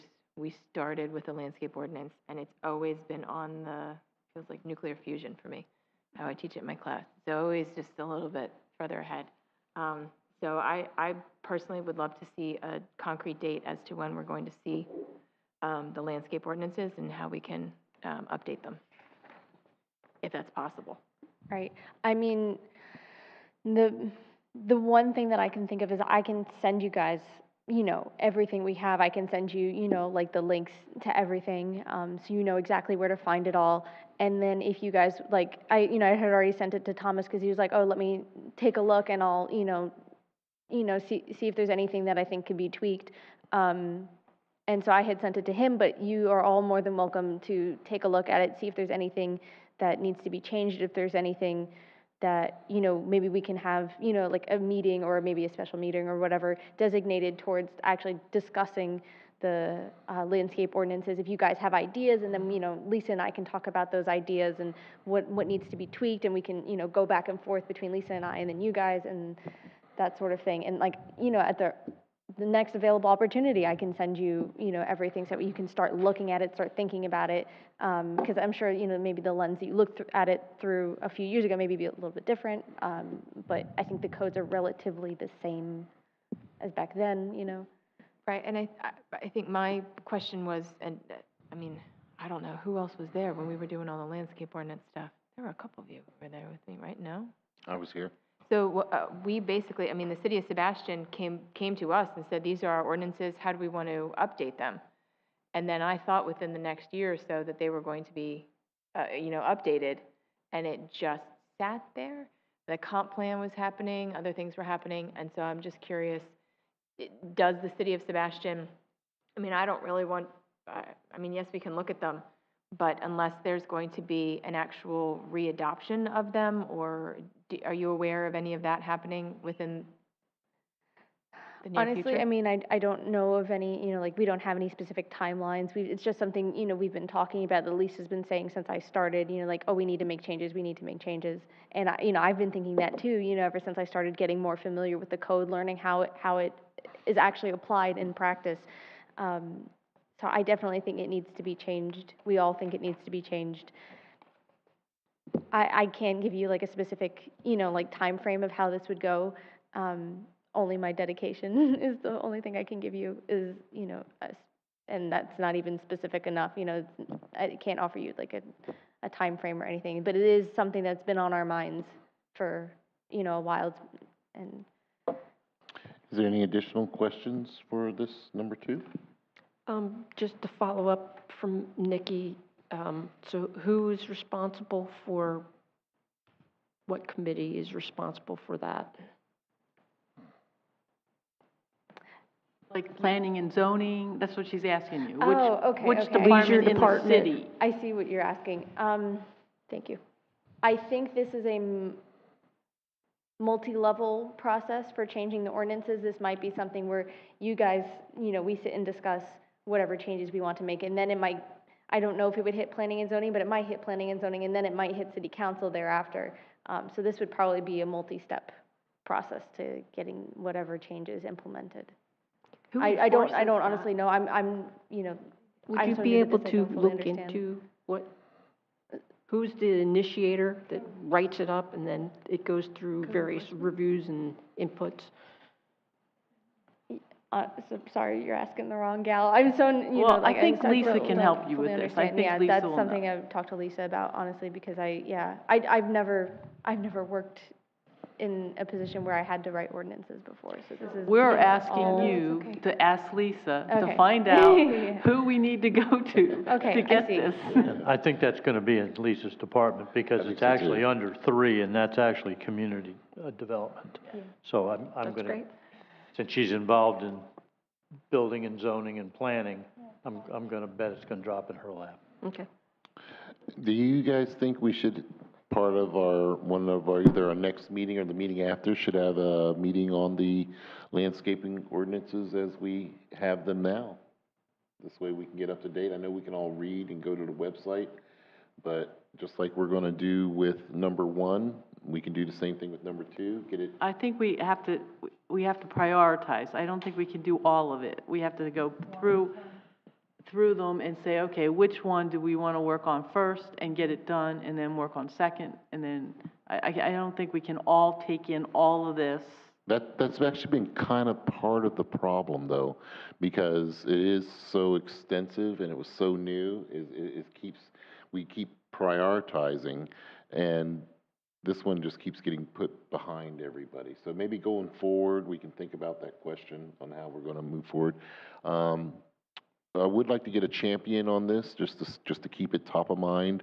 Ms. Mosblick, you seem to be very passionate about this. I don't know if you have the time to commit it. I don't know how much time you have to, but at least when I look left, I can go, Ms. Mosblick, what do you think about number 2? And if you need me to do something, you can just say go. I mean, sure, as I look at the steps, yeah, I mean, I don't mind doing that. And the only reason I'm setting up point people is it'll help us in getting overwhelmed as a group. Each person can do just one thing, so each person doesn't have to worry about, like, now Nikki really doesn't have to worry about 3, 4, 5, and 6. You know, if Nikki can focus on, or Ms. Mosblick, I apologize. If Ms. Mosblick can focus on number 2, then she doesn't get overwhelmed and can bring her expertise to that, and then we can ask Ms. Mosblick the questions. I have one question. Is 5D still being done? It is to homeowner welcome packets. Is that, if you took over Kim's position, do you go for final inspections on homes and hand out packets? Sorry, I have not been utilizing the homeowner packets. I had put a couple extra together when I started, but I haven't been consistent with doing that. And also, you know, the feasibility of doing that, because I don't know where you would leave it, is also kind of a question. Because if you're going to a brand new property where, you know, people are still working on, like, there's not necessarily somebody to hand it to when you go to the property, you know, or if there's somebody there, it's not the property owner, it's the contractor, or somebody putting down the sod, you know, like so the application of this idea is a little bit odd, and so I don't know how we would implement something like this, or maybe alter this in such a way that it would be more practical. Do you do inspections? Mm-hmm. So you took over that responsibility? Yeah, and now who does what inspections are kind of split up throughout the department, but I do like all the initial like land clearing inspections. But no finals? I do finals from time to time. They're not as frequent for me. So, since Kim said she did it, and we weren't there, I don't know if any one of us can attest to how she did it, but she did make comments of. I actually seen how she did it. Perfect. She would actually go to the lot and walk the lot for whatever inspection they were doing. And she would meet people out there, and she would meet everybody, either homeowners or builders, or I've seen her meet fish and wildlife out there. And they would look for the turtle nest. They look for whatever else was documented on there. For before it was cleared, actually, you want to get in before it was cleared, and before the final. So I think she did this at the final. So if you watched the final, I was interested, because the final inspection is when she handed the materials to some homeowner. She would. And she made comments that those homeowners were like, "You left this material, and I've learned so much from it." You know. Yeah, I didn't see her do it at the final. I've seen her always do it at the beginning. And for me, I got to get in there then just to do any effect. But if at the final is also a great time, because then you're just winding it all down. But going forward, Ms. Mosblick, if you're glad to be point on that. Would it be possible to mail that information? And That again, way, we're just figuring even if you stuff are out not there. tonight to get us on point again. That's really what tonight's meeting is really designed to do, because obviously we're a little behind. And I can absolutely tell you, Mayor Fred Jones, Vice Mayor Chris Nunn, and the other council people, Ed Dodd, this is definitely high on their agenda. So, they want to keep moving forward. They want to make sure that this gets done. So I want to make sure we got the right people and moving forward. Now, just because that person is the point person doesn't mean that relieves any of us from doing whatever we can to move these agenda items forward. We're all going to work like we have been. We're just going to have a little bit of accountability going forward. Is there any other questions on number 2? Can I just to kind of summarize, is it possible at the next meeting to have a definite answer on the process and kind of a timeline for what the city's intending for the landscaping ordinance?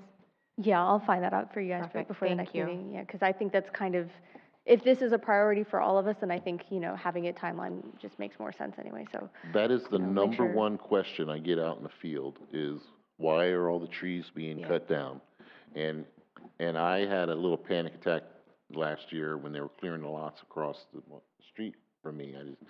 I was in shock, because I've lived here since I was a small kid. These trees are actually part of my life, and one day, boom, down they come. So, that is the number one question I get asked. And I would kind of put my voice in there just to say, I do not want to spread ourselves too thin, but I think if we, our next meeting, we focus particularly on the plastic reduction, if we can make some progress there, if we feel comfortable with it, that can become something that's ongoing, that we can pick up. I think personally, this would be a big one for me as well. Trying to prevent any more loss of habitat would be. I agree, and I think that we shouldn't really have to go through all 6 of them tonight. I think that if we make a start with these 2, that after we get headway with them, then we work on the next 2 and the next 2. Otherwise, we're going to be here till midnight. I agree with you. I am going to make mention of all 6 of them because we haven't heard of them lately, but we're not going to go through them like this. Is there any additional information for number 2? Yeah, I have a point of clarification. Go ahead, Dr. We're Carey. talking about landscape ordinances, but yet if we look at number 3, goal 9, that has, at the bottom of the page, that has everything to do with revision of the landscape ordinances. So we've got some overlap here that we need to be aware of. Yeah, I just saw that too, Jeff. And I think one of the things, when you look at some of the stuff that we have under part 2, there are many things that are kind of already started. Absolutely. And I think the landscaping ordinance are kind of those 2 blank boxes at the bottom there. So I do believe they overlap. There's a lot of overlap yeah. in the action plan. But yes, I meant to clarify that too. And I think going forward, we'll see a lot of that once we get through these 2 big items, because obviously, single-use plastics, it's really, you hear a lot about that, and it's just devastating to the environment, to the planet Earth in general. And the landscape practices goes hand in hand for how we want to live here in Sebastian. So going forward, those 2 things definitely need to be at the top of our agenda. Is there anything else on number 2 we need to talk about? Okay, we're just going to touch base on number 3, 4, 5, and 6, and then hopefully we can move on. Number 3, I'm sorry, is there any other questions? I was just going to say, Charles, I think we've kind of already covered number 3. We haven't gone into the minutia of like all I can the. understand that, but let me go through the actual, what it is. I'm going to mention it because it hasn't been mentioned probably in a couple of years. Okay, number 3 is we're here to provide recommendations for city policies and codes related to natural resources. Okay, that's part of number 3 of Sustainable Sebastian 5-year implementation plan. Does anybody have any questions on number 3? I have one comment. Okay. On goal 8C, annual reports are brought to the Natural Resource Board for discussion before presentation by City Council. Are you looking at the IPM stuff? I think she's Yes. looking at 8C under number 3. Right, Yep. right. The 2 IPM plans. So I have actually talked to Karen Miller, who's our city engineer and public works director, and we have talked about the potential of her coming to one of our meetings to discuss with you guys the IPM plans and how things have progressed since the IPMs were put into place. I haven't talked to her recently about when she'd like to do that, but now that we're talking about it, I will touch base with her and see when she'd like to come, and then we'll have her come to one of our board meetings in the coming future. And then we can start that process with you guys, and then I'm not sure exactly how that'll go, but, like, practically, like, what that means, except for, I know she'll bring the information to you, and if you have comments and questions and whatnot, we'll take care of it then. Any Just to additional let you know comments? that your position was written in as being someone that would review all the information on an annual basis. Just letting you know, on Into both the plans. plan, into the Sustainable Sebastian Action Plan, or are you talking about? Pest management plans for stormwater and for Parks and Rec. Well, I haven't been involved in any of that stuff yet, so hopefully, I can actually get my hands into it and understand it a little bit better. I'm happy to spend time if you'd like. And remember, anybody on the board, because the way they made changes, were able to contact Ms. Gordian, Mrs. Frazier at Planning, and we can go right to the City Council if we have any questions on any of this as well. So if we run across stuff that we're unhappy with, please run it up the flagpole. That's what we're here for. Okay, any other questions on number 3? We're going to move through this. Number 4, the City of Sebastian is reducing the city's operational footprint by promoting sustainable energy resources through the implementation of sustainable technologies where practical. Does anybody have any comments on that? The only comment I have on that is we did start a program for solar energy projects on larger systems in the city. I had initially contacted FPL myself. They contacted the city. It got turned over to a city project manager, and there's large chunks of our city being converted to solar energy right now. A lot based on what this this board has started, and it's moving through as we speak. So that's a good thing. I don't know much about it because I haven't been given the details, but that's pretty much it. Any other comments on item 4? Number 5 on Sustainable Sebastian is protect and restore the water quality of our city's water bodies by supporting the city's stormwater program and the creation of toolkits, emphasizing best management practices, BMP, low impact design, LID, and green infrastructure, GI. This is probably one of the most important things to planning and zoning in the city council. Does anybody have any comments on number 5? I would think that the Tulip Pond program would fit underneath that real sweetly. And that is a pond that's going to help lower commercial tax liability and is designed to show them how to do it, as well as work on stormwater for the area around it. And finally, number 6, we're here to promote the city's overall livability through the promotion of active transportation, increasing connectivity among trails, pathways, and promoting nature-based tourism. And that, you got to have good jobs for people to live here, and we're going to do it through nature-based tourism. Does anybody have any comments on anything we spoke about so far tonight? Okay, I definitely, do you have any additional comments on anything? I definitely would like to thank Ruth Callahan and Nikki Mosbeck for being point persons on the 2 most pressing issues on the Sustainable Sebastian Initiative. It is high on the list of the current city council. They have all expressed interest in making sure that this gets implemented and makes Sebastian a model of sustainability and a great place to live for years to come. Is there any other announcements from anybody or anything? So is the plan to pick up and talk in more detail about 4, 5, and 6, or? Well, At I a think we're next going to meeting? focus on 1 and 2 at the next meeting. We'll talk about 4, 5, and 6 every meeting that we come from now on. We need to bring this up because this is really who we are, Sustainable Sebastian. So as we're working on 1, Ruth will obviously report and we'll follow directions. Nikki I apologize, Ms. Mosblick will report, and if she needs help on number 2, and then 3, 4, and 5, we will just push as we can as a group, or as we get directions to. And then as we move through 1, move through 2, we'll start focusing on 3, 4, and 5. And I think some of the overlap there too will just naturally lend itself to checking off some of these boxes. So I would suspect.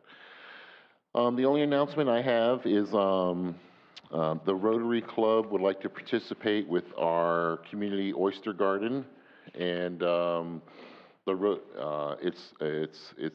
it's independent of myself, even though right now for the next couple of weeks still president-elect. It's completely independent of myself. James Williams is the Lagoon Project Coordinator. So Mr. Williams, he wants, and the Rotary Club has voted to participate. They are going to, they already have grant money in excess of $5,000. They would like to start out with to go with the oyster garden, and they have manpower. They have logistics, and they have experience, because we're not just a local Sebastian club. We're actually a small club of 1.5 million members worldwide, and clean water is one of our directives, and it's they're looking to participate. So on your oyster garden, you know, just remember you got somebody knocking on your door who's ready to start work, and then it's the Rotary Club of Sebastian, but it's the Rotary Club of Space Coast, and Mr. James Williams is going to be your point person on that. Is there any other announcements from anybody? If we can get a motion for adjournment? I have one more comment. I Okay, go right apologize ahead. just to say that the list that you two have put together and put in front of us on our agenda, like, I like those things. It's not that I don't. I thank you for spending the time and putting them together. Absolutely. I greatly appreciate everything you've done for your first year out and your freshman year. Spot on. Excuse me, any additional comments on anything we spoke about tonight, team? And I'd like to thank everybody for their hard work at Earth Day. That was quite the day. I don't know if anybody else's legs are still sore, but mine are. And we look forward to doing it again next year. And I think if we can get a motion for adjournment. I make a motion to adjourn. Second? I'll second. And this meeting is adjourned.